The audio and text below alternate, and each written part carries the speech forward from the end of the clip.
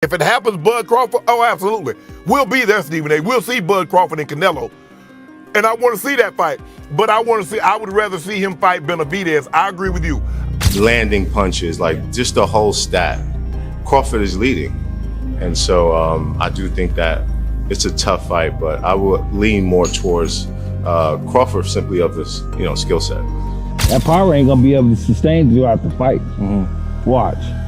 When warning Canelo Alvarez about the risks of taking on Terence Crawford, Shannon Sharpe did not mince words. He cautioned live on television that Crawford has continuously sparred with and handled larger men successfully, even though he is just 147 pounds. Sharpe emphasized that Crawford is becoming much more dangerous as his weight increases. He conveyed a clear message to Canelo.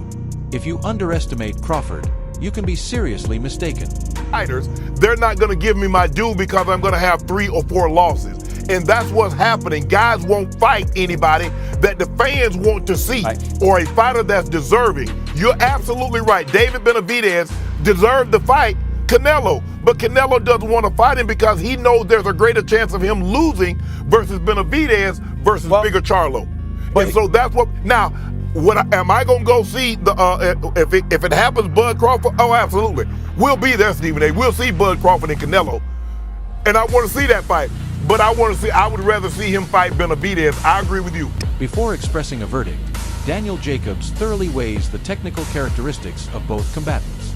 He points out that although Terence Crawford has a sophisticated toolkit that makes him a dangerous and unpredictable opponent, Canelo Alvarez is strong and skilled.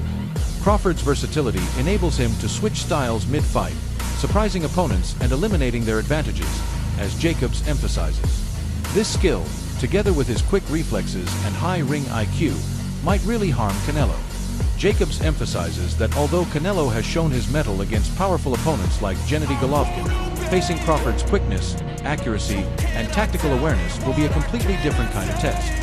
Because of these factors, Jacobs believes Crawford has an advantage due to his superior skill set. Edge. For instance, when he fought the guy that he lost to just recently. Bivol, yeah. Shout out to Bivol. He wasn't really able to find that niche there, but in spurts you can see him adapting, right? And so the biggest difference between Bivol and Crawford is the size difference and the power. Even though Bivol was an ultimate boxer, he still was able to keep him off him with the sheer power and strength. But with Crawford, I think that it'll be challenging for Canelo to get around the skill set, but it wouldn't be challenging for him to be able to endure the pain. And so that's what Canelo, because the mindset too is, if you can't hurt me, no matter what you do, I'm gonna keep coming forward. So if Canelo could adapt that mindset, take the shots, because he's gonna be throwing, and if you look at the stats too, in terms of punch output, in terms of landing punches, like just the whole stat, Crawford is leading. And so I do think that it's a tough fight, but I would lean more towards Crawford simply of this, skill set. Is this the biggest fight for his legacy? If obviously he wins, I think Crawford. Yes. Yeah. I think it would be the biggest win. But given the fact that a lot of people, I think, expect Canelo to win because of the weight, where do you rank this in comparison to that huge fight with Errol Spence? So if Canelo wins, it would be one of his most top tier wins, but it would also be expected. So I don't know if it would take the umph off of it, rather the other way around, because of the size difference and what all Canelo has been accomplishing for the last however many years, As Oladipo describes, Crawford stands apart from other competitors due to a unique trait: the capacity to cause harm in methods other than using physical force alone.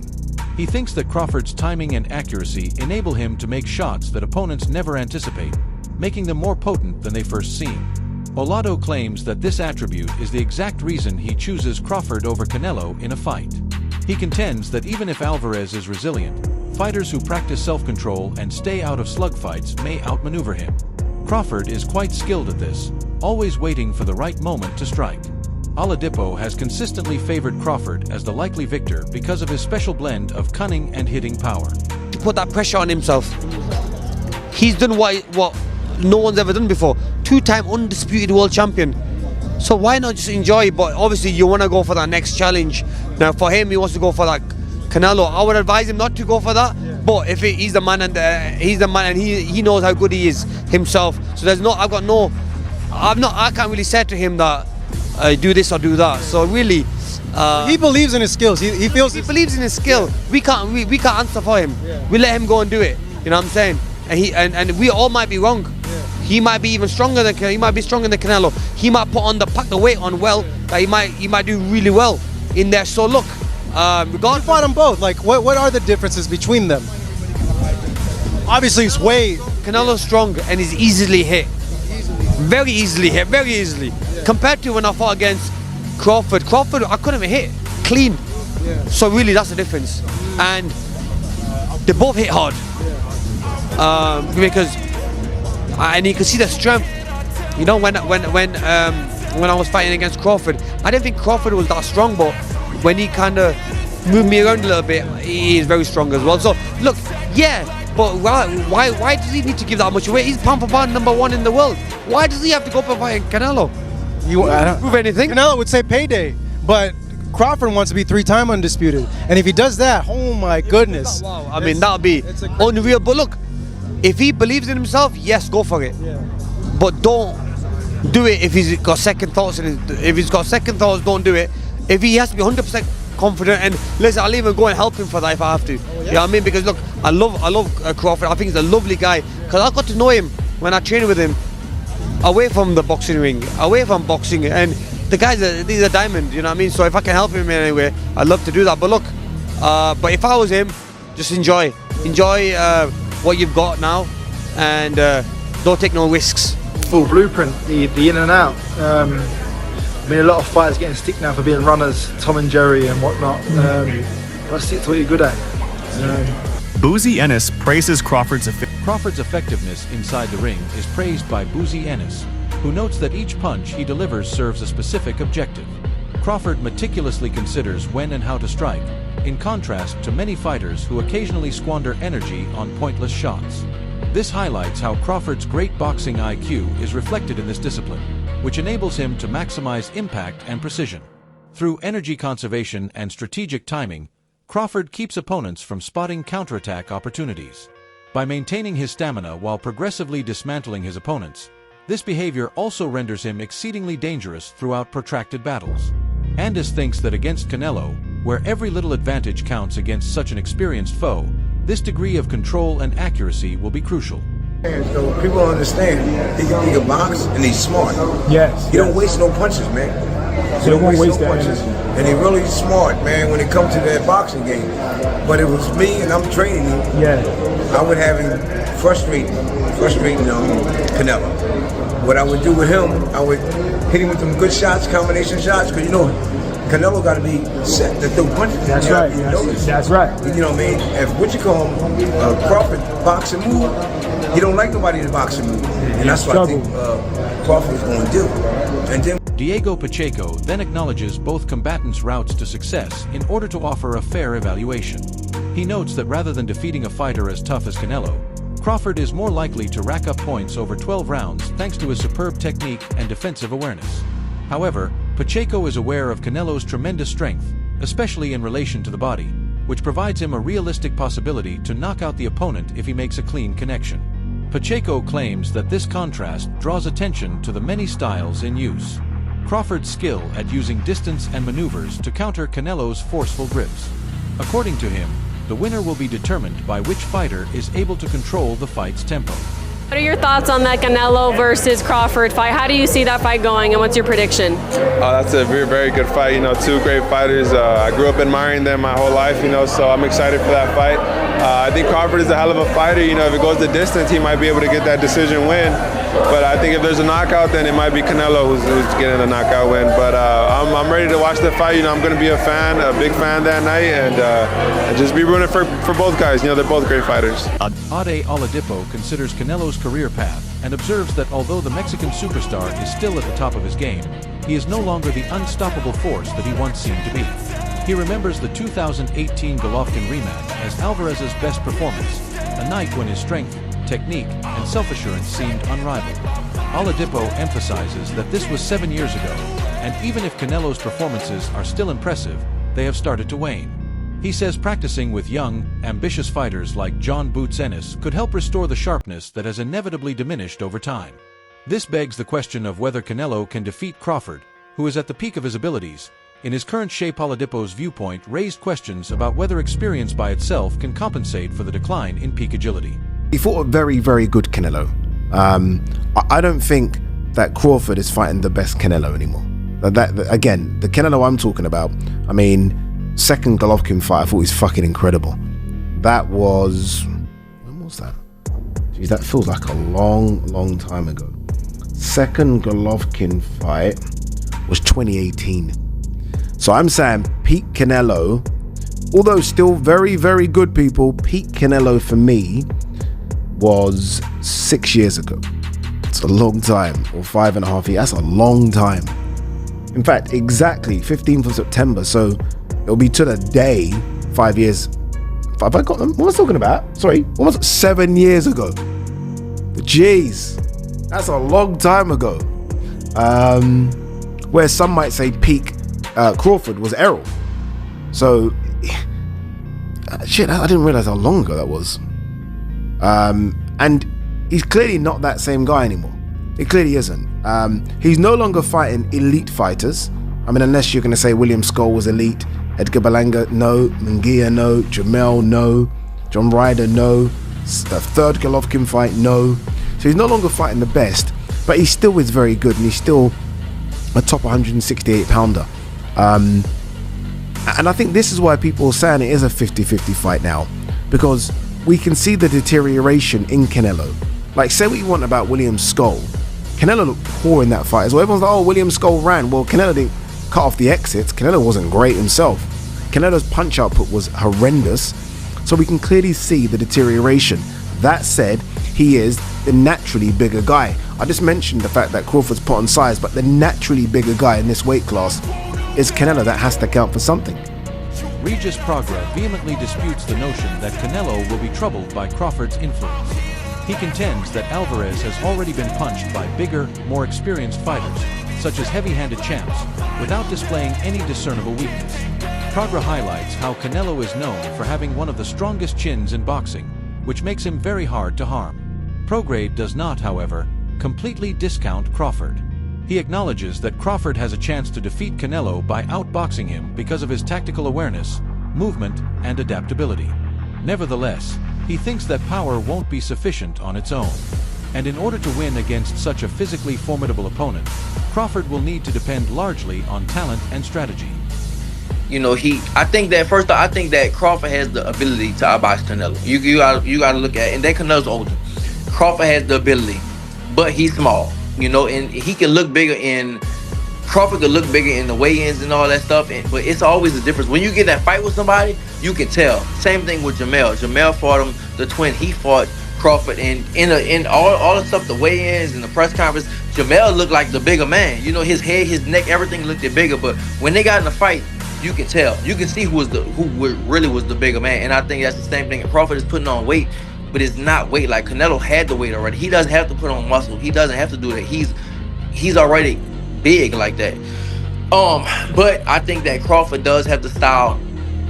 He does have the style to beat him. If you look at the people that beat him or gave him troubles, Irislan, De Lara, Austin Trout, Floyd, and Bivol, you know, they gave him trouble and stuff like that. And Skull moved around a little bit too. So I think that Crawford has that. But I don't know how Crawford is gonna respond when he gets hit. Same thing with Jamel. Jamel was Jamel was undisputed at 154, and Canelo hit him and shit. Jamel was like, hell no. Jamel took a knee. You know, so it's a big difference. And Crawford had that one fight at 154, and he didn't. You know, Madrimov would touch him up a little bit. And this is nowhere close to Madrimov. You talk about Canelo. Now, if it was just another bigger guy, I would go with Crawford. But you talk about a great. This might be. I mean, people might kill me for it, but well, not really. But this might be the best Mexican fighter ever. One of them, at least, right? You talk about Canelo and Crawford going up against him. So the only thing they have, but I would say the only thing he has going for him is he's a skillful fighter, and Canelo is older.